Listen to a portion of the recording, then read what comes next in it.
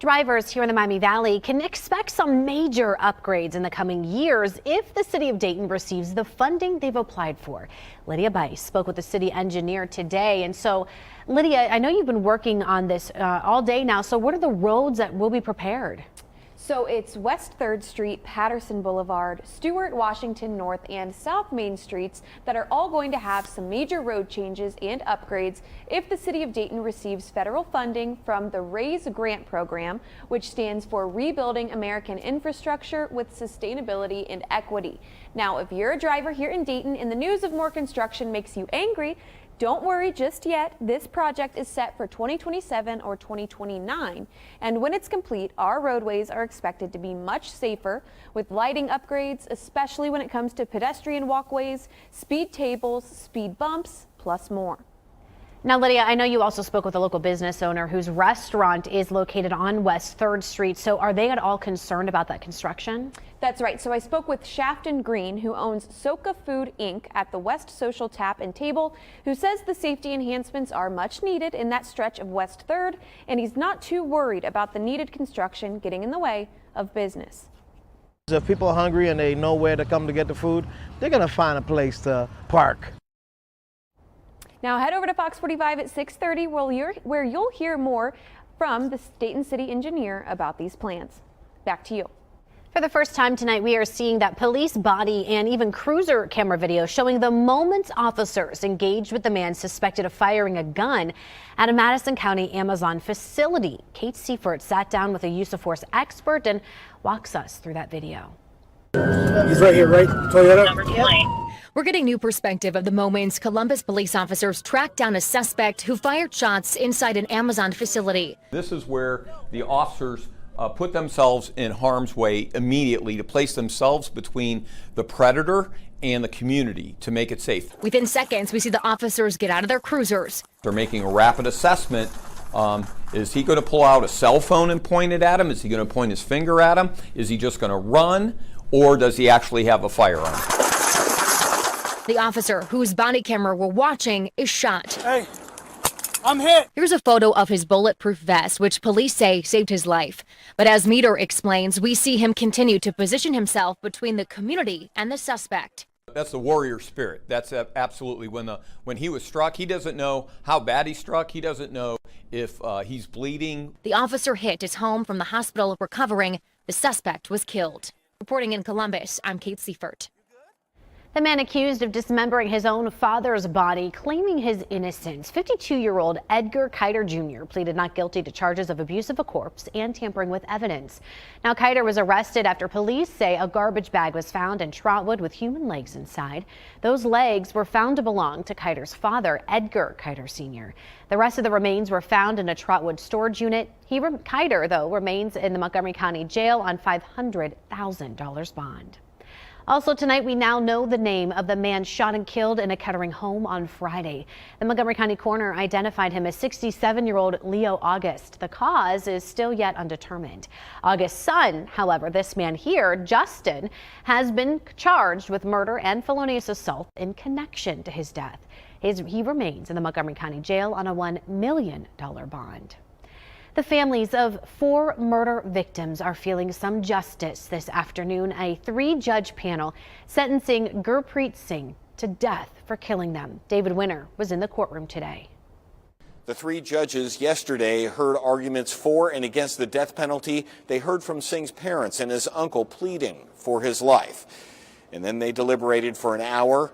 They slept on it. Came back today, deliberated for another hour before delivering their sentence. We therefore unanimously find that the sentence of death should be imposed upon Gurpreet Singh. The 41-year-old truck driver showing no emotion as Judge Gregory Howard read the decision, sentenced to death 4 times, once for each person he murdered. These same judges last week found Singh guilty of the 2019 shooting deaths of his wife, Shalinderjeet Kaur, her parents, Hakiakat Singh Panong and Parmjeet Kaur, and Parmjeet's sister, Amarjeet Kaur. Amarjeet's son and the prosecutor say they are satisfied. It's a little piece for my parents, like my family, because that's what he deserves. It's about time that we end any discussion by any defense attorneys that have made statements and comments in the press before that this defendant is somehow innocent. That train has left the station. There will be one more hearing. It's just a formality next week. So Gurpreet Singh will spend one more week in jail before he is shipped off to death row. In Butler County, this is David Winter reporting. Giving you a live look from our Eco Plumber Skycam. It is awfully cloudy out there. And Natalie, do we have more rain on the way? Yeah, more rain on the way. So we had our first batch make its way through. Some moderate rain, some heavier areas of rain in there as well. But now a lot of that making its way off to the northeast. You can see our northern counties dealing with just a pretty steady light to moderate rain for Mercer County up into Auglaize, Logan County as well. Here in Dayton, mainly quiet, but further to our southwest, we have some more showers that will continue to build their way in northeastward for the rest of the evening. And we got more rain, not just for tonight, but even into the day tomorrow. So we got 60s out there. Temperature wise, it hasn't been too bad. 65 in Dayton. We have 63 in Troy, 63 in Urbana right now. Heading through the rest of the evening, showers do continue on. So low temperatures dropping into the upper 50s. That rain continues. Overall, nice cool night, but it will be a little soggy out there still. Rain continues tomorrow, so coming up I'm going to time that out for you and I'll let you know when we'll see that sunshine return.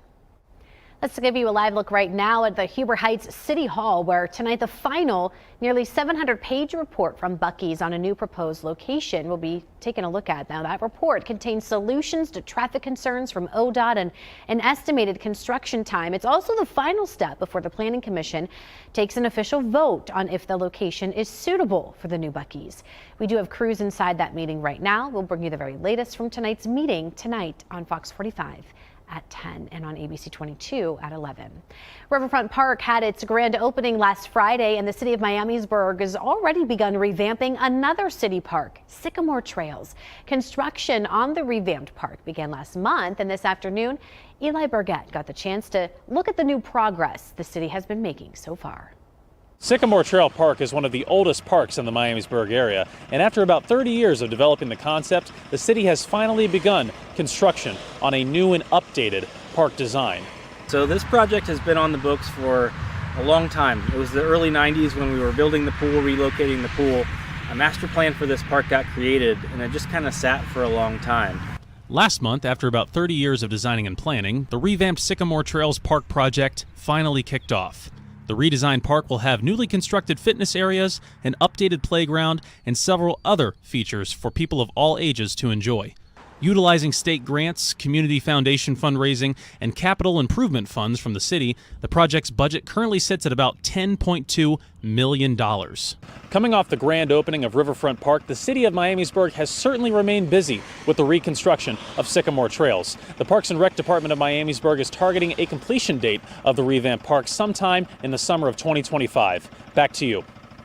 Eli, thank you. And tonight, Michael Cohen back on the stand earlier today in Donald Trump's criminal hush money trial. The former Trump lawyer and fixer could face intense questioning from the former president's attorneys and cross-examination. Cohen links Trump to all aspects of the hush money scheme to suppress stories amid his 2016 presidential campaign. Trump denies all the accusations and complains he can't speak about the trial because of the gag order he's under. The gag order has to come off. So when you ask me a question about the people that we're talking about, I'm not allowed to answer. There's never been anything like this in the history of our country. It's a scam.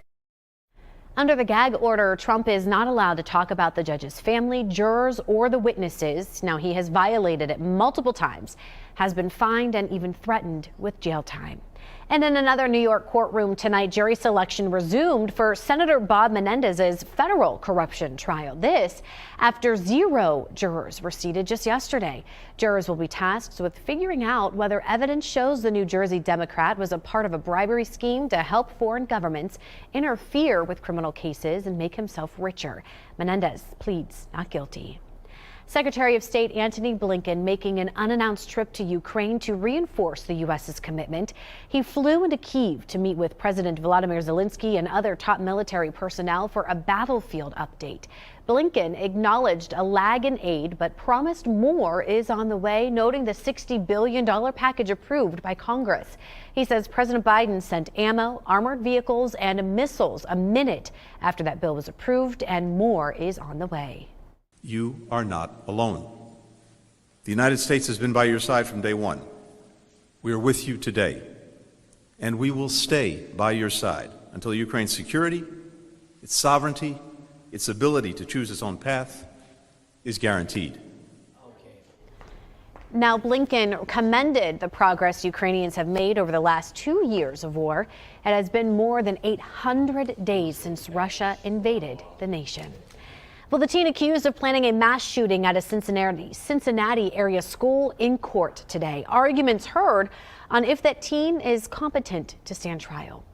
A new addition to this year's Centerpoint Energy Dayton Air Show presented by Kroger. A look at who's going to be joining the big show next.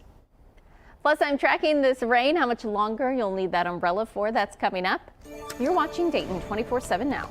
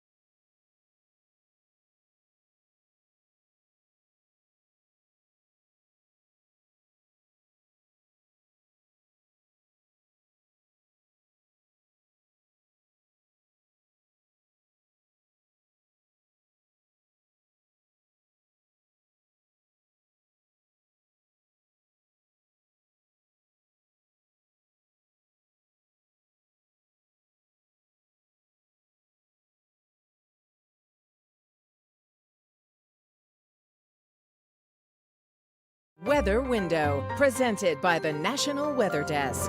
This week in short-lived tornado surprised everyone when it appeared yesterday afternoon at a golf course in Branson, Missouri. It touched down before any warning was issued. No injuries were reported. And this is an Arcus cloud, better known as a roll cloud, in Destin, Florida. They are relatively rare and often associated with a thunderstorm's gust front. Listen to Off the Radar, new episodes every Tuesday. Find it wherever you get your podcasts.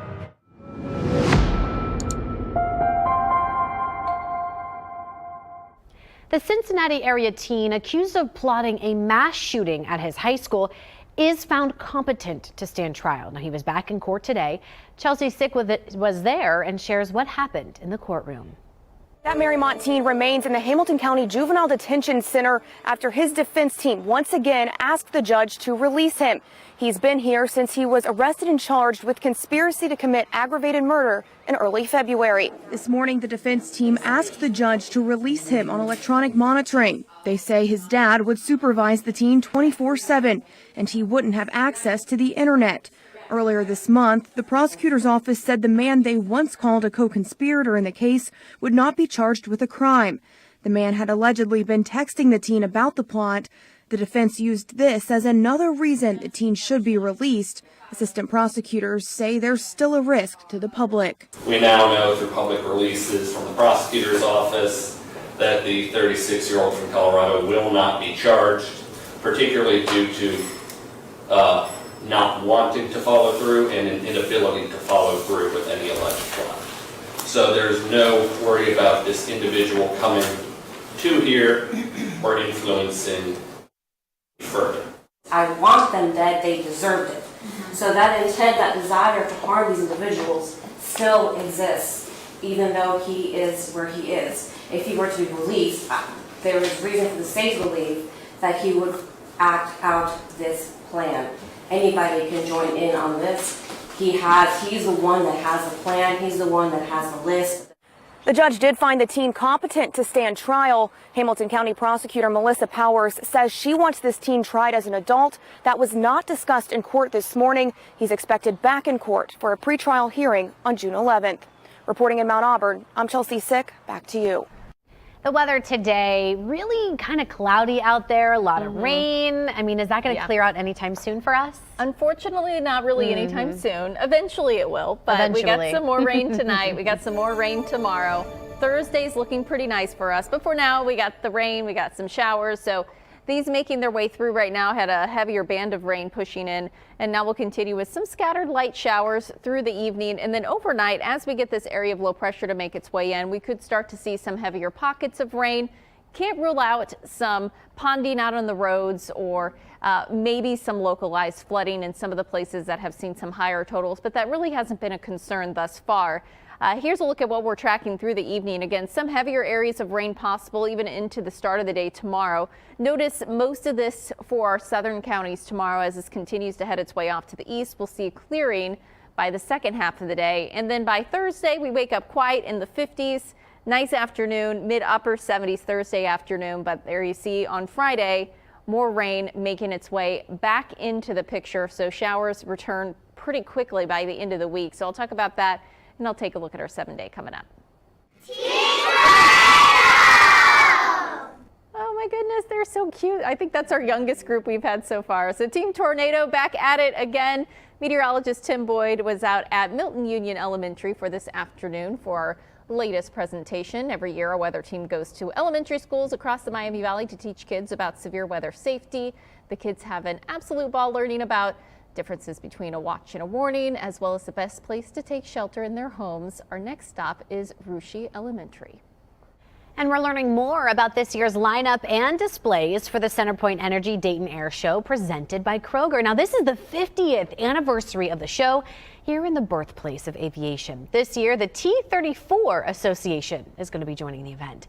They're bringing along 16 planes, half for display and half for flights. It's very well orchestrated. We train and train and train for it. We just spent a weekend in London, Kentucky, where we had about 20 airplanes, and we call it our rust remover. Everybody's been sitting kind of dormant all winter long, so we get ready for the air show season like this, and we just train. This year's show will feature the U.S. Navy Blue Angels as the headliners, along with dozens of other aerial displays. It runs June 22nd through the 23rd. A story now from our partners at the Dayton Business Journal. A California-based fast casual pizza restaurant chain is looking to expand and in the greater Dayton area. Blaze Pizza announced that it's opening its 5 new locations in the next 5 years around the Cincinnati and Dayton region. Now, the focus, I guess, or the shop focuses on made-to-order customizable pizzas with different types of toppings and crust. Blaze is looking to open stores in Miamisburg, Westchester Township, Kenwood, Florence, and Oakley. We have all the details right now at Dayton247now.com. You can find this story plus others just like it under the Dayton Business Journal heading in the News tab. And this Thursday, you can catch the Indiana Fever WNBA game on MyTV Dayton. The team featuring Caitlin Clark's first season in the WNBA, excuse me. The Indiana Fever tipping off against New York Liberty. You can catch it starting at 7 o'clock this Thursday night on MyTV Dayton. That's 22.3 over the air or Spectrum Channel 24. We're going to be carrying 17 Fever games this season. Well, take a look at this shot. This is over the downtown Dayton area earlier in that little bit of a break that we had from all of that rain, Natalie. And I feel like I really wanted to go for a walk this evening, but I guess it's not going to happen. Yeah, and then even when it's just cloudy, there may still just be that little mist out there, very light drizzle that's almost not even picked up on radar. So if you really want to take a walk, you may want to wait until the second half of the day tomorrow. That's when we'll really start to see things clear out. That being said, although we'll see some heavier pockets here and there, additionally, we'll see potentially about 1/4 inch or so, maybe some higher totals across parts of the Miami Valley as well. But in Dayton, we only saw 0.18 inches of rainfall for today. So that puts us so far for the month at 1.81 inches of rain. Still a little bit behind for the month, and we're also a little bit behind still for the season since March 1st. So we still could use, I guess, a little bit more rain to put us back to what we typically would see by this time of the year. Otherwise, temperatures, thankfully not too bad. Still pretty mild, 70s, back up to 80 by next Sunday. I'll have some sunshine in the forecast, though, so I'll have a look at that 7-day coming up. We'll be right back after the break. You're watching Dayton 24/7 now.